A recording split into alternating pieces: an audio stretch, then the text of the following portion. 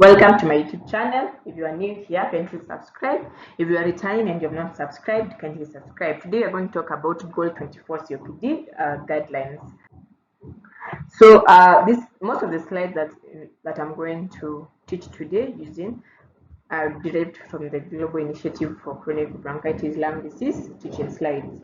So these slides just show us the normal lung development and if this is interfered with, especially in childhood and before 25 years, then therefore this will be a very big risk factor for COPD development. So the proposed taxonomy that is eight types of COPD. We have genetically determined COPD, that is alpha-1 antitrypsin deficiency. We have COPD due to abnormal lung development, as I said before, that is early events of life, including prematurity, long birth weight, among others. COPD due to the environmental factors, that is COPD, cigarette smoking, that is exposure to cigarette smoking, both including in utero and via passive smoking, vaping or e-cigarette, and cannabis.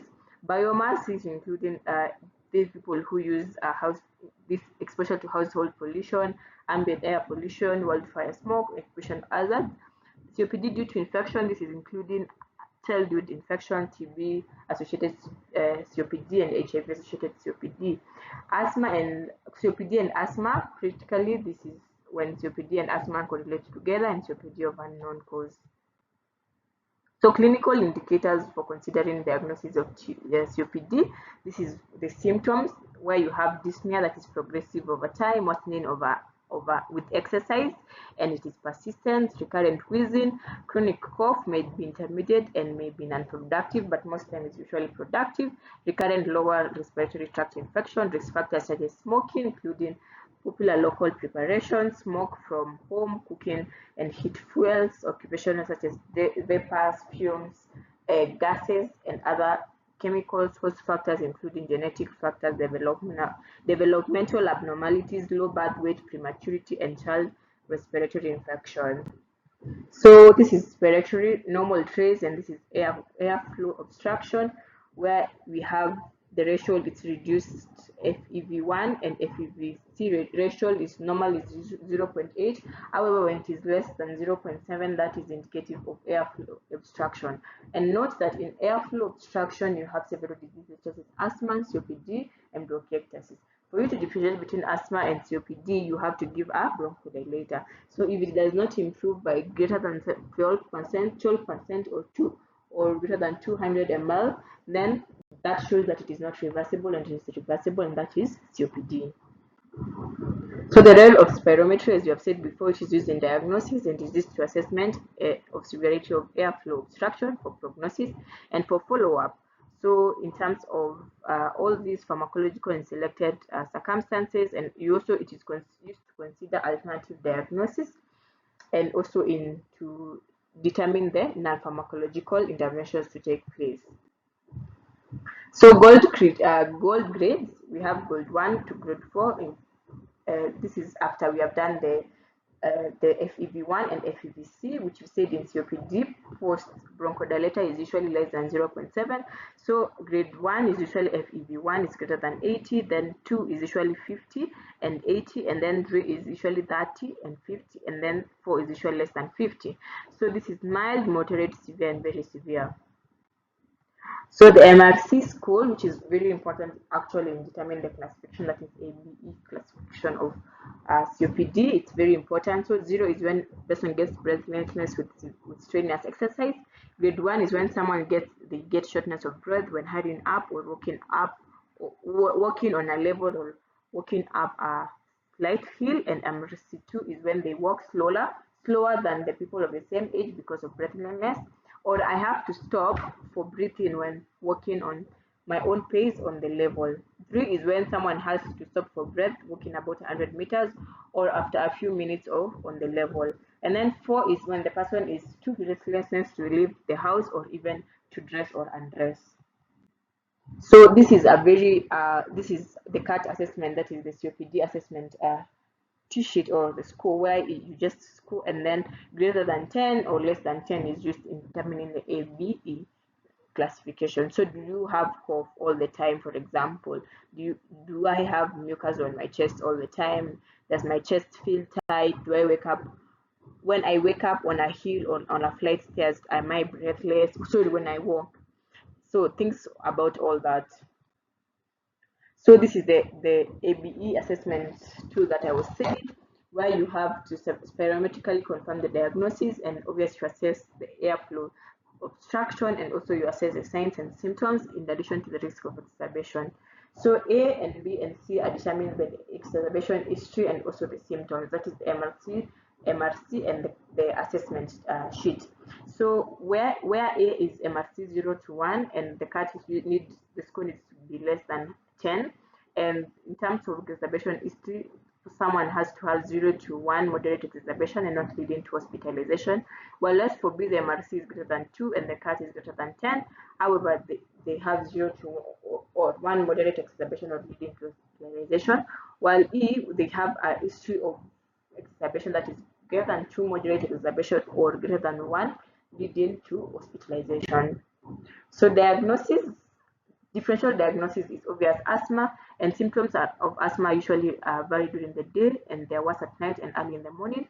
Chronic heart disease, where you do a chest x-ray, and on the chest x-ray you see dilated heart and pulmonary edema, and the pulmonary function test will show volume restriction and not airway obstruction. Bronchiectasis, the patient will have large fluid in sputum and bacterial infection and imaging. And in TB, patient will have lack in filtrate and also microbiological confirmation, in addition to obliterative bronchitis and diffuse fan bronchitis. So management is either you reduce the goal for treatment is reduce symptoms and reduce risk. So in terms of reducing symptoms is you relieve symptoms and you improve exercise tolerance and improve the health status of the patient. In terms of reducing risk, you prevent the disease progression, you prevent the disease treatment, you prevent and treat exacerbation, and in addition to that, you reduce mortality. So goals, as I've said before, it's reduce treatment and reduce risk. So management, so after obviously you've done a very good diagnosis and you in terms of symptoms, risk factors, and spirometry, then you do the initial assessment. Initial assessment, you have to do FEV1 and then you get from grade 1 to grade 4. The next thing you do symptoms, that is the CAT and the MRSC and exacerbation history, where you classify them according to GOLD ABE. The status, smoking, blood eosinophilia count, and then alpha-1 trypsin and comorbidities.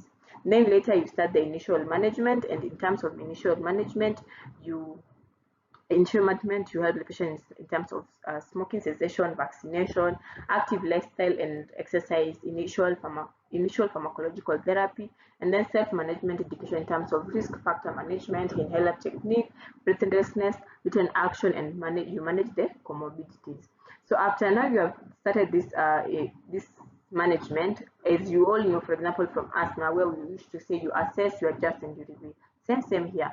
You adjust and you review. So you adjust your pharmacological and non-pharmacological therapy, and then you review later the symptoms. Do we have exacerbation? How is the smoking status? Have we been exposed to other exposure or risk factors? How is your inhaler technique? Are you able to do exercise or tolerate exercise? Do you need pulmonary rehabilitation? How are the self-management skills, breathlessness, and the written action? So you also need oxygen. For example, does the patient need oxygen or non-invasive ventilation? Or should we do lung reduction surgery or palliative procedures? Vaccination, and also manage comorbidities. So this is part of the management where we say you identify the risk factors. For example, if it's smoking, you help the patient in terms of smoking cessation, and then effective ventilation and non-polluting cooking stoves. Vaccination, you have to remember these 3 vaccines.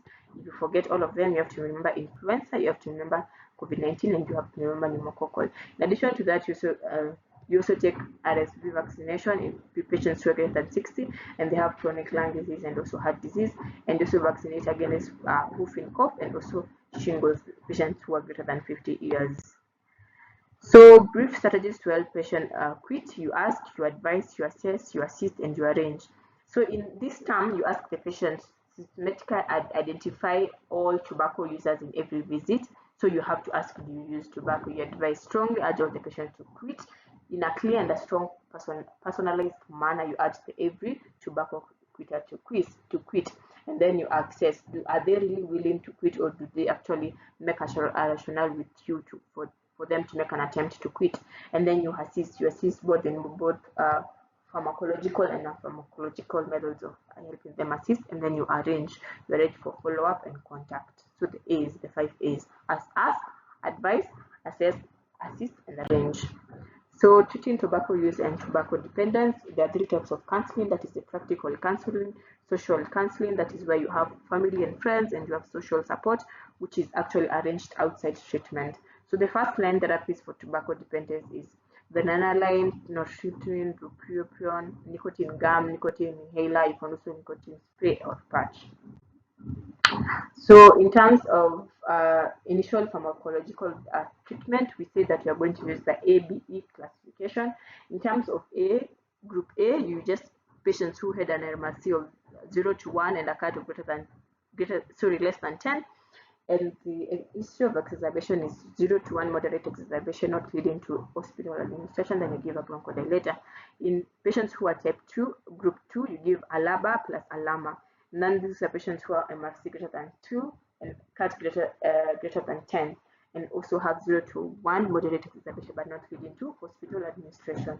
You give LABA and LAMA. And in grade E, patients who have greater than 2 moderate exacerbation or 1 leading to hospitalization, then you give LABA plus LAMA. And if the patient blood eosinophil is greater than 300, then you give LABA, LAMA plus ICS.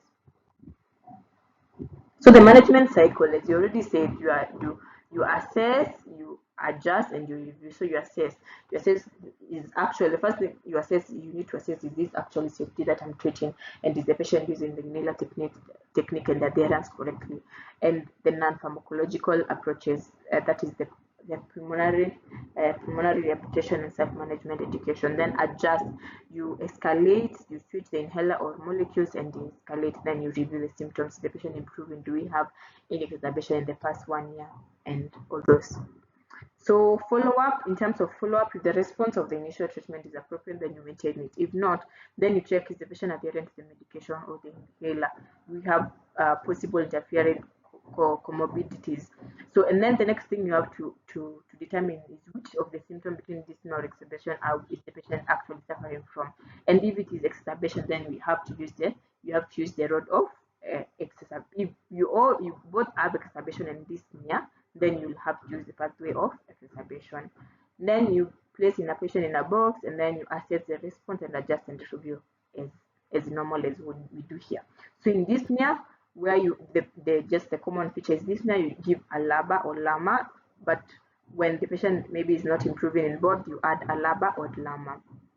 And then you consider switching inhaler device, implement or escalate non-pharmacological treatment, and investigate and treat for other causes of dyspnea.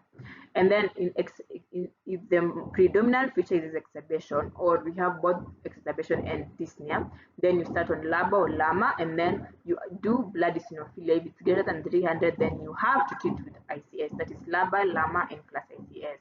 And then if it's not improving, then you can add a Rumiflast and azithromycin. Then if the blood eosinophilia is less than 300, you give LABA plus LAMA. However, if the patient is not improving and the blood eosinophilia is greater than 100, you give LABA, LAMA plus ICS. If it's not improving, then you add the add-ons. If the patient blood eosinophilia then is less than 100, then you just go directly to add on the add-ons without adding ICS. So non-pharmacological management of COPD, it's divided in group A and B and E. So in group A, these are the patients we said MRC is 1 to 2, and they have the CAT is less than 10. So smoking cessation, which could include pharmacological treatment, and then physical activities and vaccination, which we said you have to make the first stage influenza, COVID-19, and pneumococcal. Then later you can add patients in pertussis, shingles, and RSV. And RSV as well, you give patients who are greater than 60, and shingles say patients who are greater than 50. And then group B and E, smoke cessation, which will include pharmacological treatment and pulmonary rehabilitation, in addition to physical exercise and the vaccination in the above mentioned. And then you Follow-up, if the response to the initial is if response to, as we said just as the previously, so if response to the initial treatment is appropriate, then you maintain it and you offer. So influenza vaccination every year, then recommended vaccination according to the guidelines, they are the recommended. Then self-management education, and then you assess the behavioral risk factors such as smoking cessation if applicable, and environmental exposure such as biomass. And then you ensure that is maintenance of exercise program and physical activities and adequate sleep and healthy diet. If not, you consider the predominant treatable trait and you target it. So with dyspnea, you self-management education and a written plan with integrated self-management where you have breathless energy conservation techniques and stress management strategies. And then here you also have pulmonary rehabilitation program or maintenance of exercise program post pulmonary rehabilitation. So in terms of exacerbation, here is self-management education. You also have a written plan. You avoid aggravating factors. You also how to monitor worsening of symptoms and contact information in every event of exacerbation. So management that reduce mortality, oxygen, oxygen, oxygen, oxygen. The first one is long-term oxygen therapy. The next one could be smoking cessation, pulmonary rehabilitation, long-term volume reduction surgery, and also evidence has shown that LAMA plus exercise is also associated with reduction in mortality. So these are the things that you have said, evidence supporting a reduction in mortality with pharmacological and non-pharmacological in COPD patients. So not on bronchodilators, that the most preferred bronchodilators that we use or the mainstay is dilator we use is the inhalation. We don't recommend oral because of obvious low onset of action and major side effects. In terms of SABA and LABA, it's superior compared when you use the drug as singles. In addition to also LABA and LAMA is superior compared when you use the drugs as single. So LABA and LAMA are preferred over short-acting agonists, except in dyspnea and symptom relief. So if you are to choose between the long-acting and short-acting in terms of maintenance, so let's go with the long-acting. So the long-acting drugs or agonists improve the lung function and dyspnea and reduce exacerbation, and LAMA, the muscarinic agonist, has a greater effect on exacerbation reduction and reduce hospital stay compared to the long-acting beta agonist. So drugs which have been shown anti-inflammatory therapy, that's ICS. However, regular use of it is discouraged because it increases the risk of pneumonia, especially in patients with increased disease or severity. So LABA and ICS is superior, obvious to LABA and ICS alone. Patients with asthma, obvious, they have to be on ICS. Oral glucocorticoids are not advised for because of their side effects. And then you have phosphodiesterase 4 inhibitors, which is used in patients with chronic bronchitis or severe or very severe COPD, as we have mentioned before, that is Rumiflas, and antibiotics that is erythromycin have been shown to reduce exacerbation, and mucolytics could also be used such as N-acetylcysteine. So considering when to use ICS treatment, so strong use is when the patient has history of hospitalization for exacerbation of COPD, when they have greater than 2 moderate exacerbation for COPD per year, or when their blood eosinophilia, as you have seen before, is greater than 300, or history of concomitant asthma. Asthma. When you see asthma, you have in your mind you have to remember ICS. Where you maybe think whether you use or favor to use where you have 1 moderate exacerbation of COPD per year, and or blood eosinophilia is 100 to 300, is greater than 100 to 300 cells per microliter. And against where you don't use is where you have repeated pneumonia events. As I've mentioned, it increases the risk of pneumonia, and blood eosinophilia is less than 100, and history of microbacterial infection. So other pharmacological, these are just other pharmacology that I've shown to just to maybe help alpha-1 antitrypsin augmentation therapy. This it slows down the evidence of emphysema. And then antitussive, there is no conclusive evidence for beneficial role of antitussive in COPD. Vasodilatation do not improve the outcome and actually may worsen the oxygenation. Opioids Low dose, long-acting oral and parenteral opioids may be considered in terms of treatment of dyspnea and COPD patients with severe disease. And then pulmonary hypertension therapy, you don't use the drugs that are approved for pulmonary hypertension therapy. So next, these are the in terms when you have COPD exacerbation, what are your differential diagnosis? Most likely could be pneumonia, PE. The next is how you rule out. So in terms of PE, clinical probability assessment will be hemoptysis, surgery, fracture history.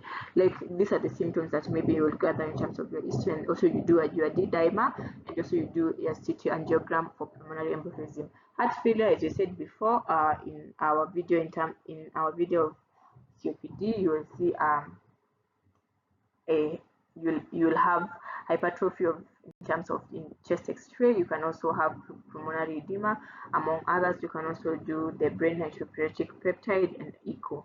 In terms of pneumothorax purification, chest x-ray will actually show this, and where we have absence of costophrenic angle and thoracic ultrasound.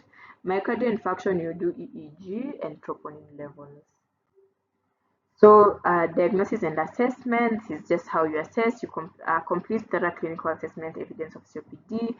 Potential, this is when you have exacerbation. So is it the clinical assessment, is this exacerbation caused actually by COPD, or we have other causes of the exacerbation? So other clinical differential diagnosis is heart failure, PE, and pneumonia. Or you assess, next you assess symptoms and severity of the dyspnea determined by, and then you document. Then other signs, you have tachypnea, tachycardia, sputum volume and color, respiratory, to see actually if it is purulent or the color, and if it's infected, and respiratory distress, exhibition using accessory muscles of respiration, and then evaluate severity by appropriate investigations such as pulse oximeter, laboratory assessment, CRP, and arterial blood gas analysis. Next is to establish the cause of the event. For example, is it what triggered this exacerbation? Is it viral, bacterial, environmental, among other factors? So this is a very good picture or a diagram that shows us how we treat COPD exacerbation. So you identify the patient, then you confirm that this is exacerbation caused by COPD, and the episode, then you determine the severity. Could be either mild, moderate, or severe according to these factors, and then later now you determine the etiology. Otherwise, it could be other things such as heart failure, pneumonia, PE, and we have already talked about on how you could maybe differentiate them.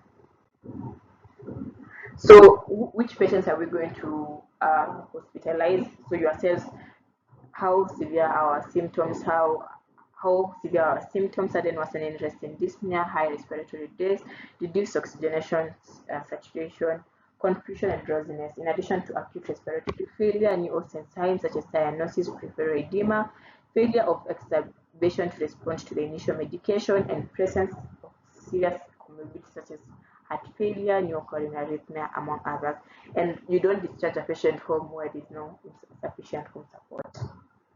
So management of severe but not life-threatening, you always assess the symptoms, blood, you should assess the symptoms, is this asthma, COPD or not, blood gas analysis and chest x-ray, you administer supplemented oxygen and obtain pseudo ABGs and venous blood, and obviously do pulse oximeter. And then next you give bronchodilators, increase the doses or frequency of short-acting bronchodilators. You combine short-acting beta agonist with anticholinergic, that is the SABA and SAMA. You consider long-acting bronchodilators when the patient becomes stable, and use spacers and head-driven nebulizers when appropriate. You also consider oral corticosteroids. You can also consider antibiotics oral when signs of bacteria are present, and if the patient needs ventilation, that is non-invasive ventilation, that is the BiPAP, we are going to talk more about it.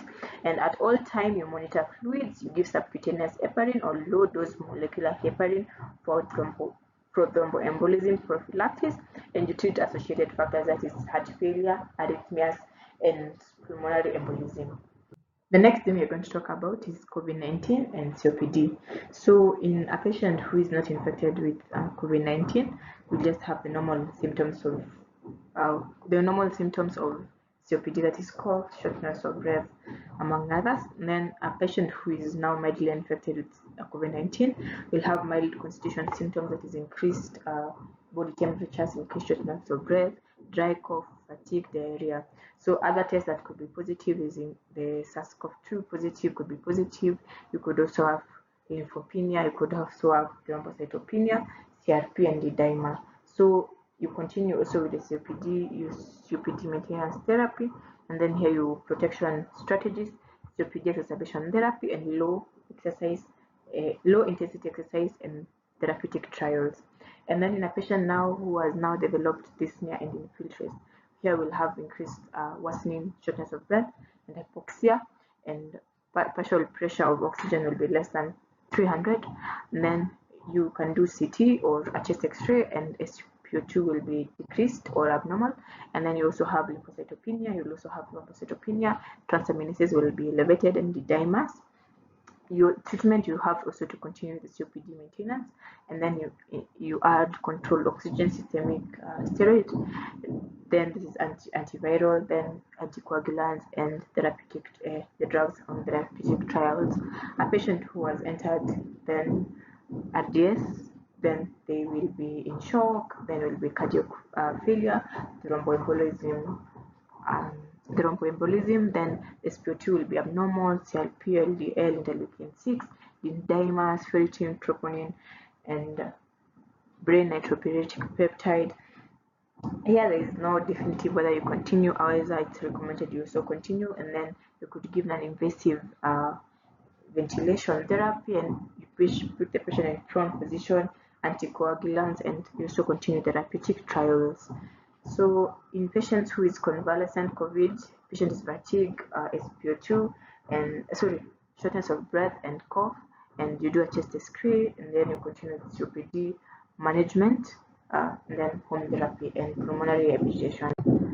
So this is just the key points in terms of management patient COPD and suspected or proven COPD COVID. So you do a swab or saliva PRC if new or worsening respiratory symptoms, if the patient has developed fever or new or any other symptoms that could be COVID related. And then other investigation, you obviously avoid spirometry unless essential. You could consider CT for COVID pneumonia to exclude other diagnoses such as a PE, avoid bronchoscopy unless it's essential, assess for infection. So COPD therapy, ensure adequate supplies of medication, continue maintenance therapy as you've said, unchanged, including ICS, use of antibiotics, and oral steroid in line with recommendation for exacerbation. So you treat like the patient has exacerbation. If indicated, nebulization therapy should be used with appropriate personal protective equipment worn by the providers. And then non-pharmacological, you maintain physical exercise if possible, or if able. Protective, you obviously have COVID-19 vaccination in line with the national recommendation. That's why we say one of the vaccinations that we provide in terms, we have said the first three, you don't have to forget, that is the influenza, COVID-19, and the pneumococcal. And then you follow the basic infection protocols, then you maintain physical distancing, and then wear face masks. So in terms of COPD therapy, use antivirals, corticosteroids, immunomodulators. You also use in terms of non-invasive ventilation for respiratory failure if possible. And then if that fails, you can also use invasive mechanical ventilation and post-COVID-19 rehabilitation, and you do follow up.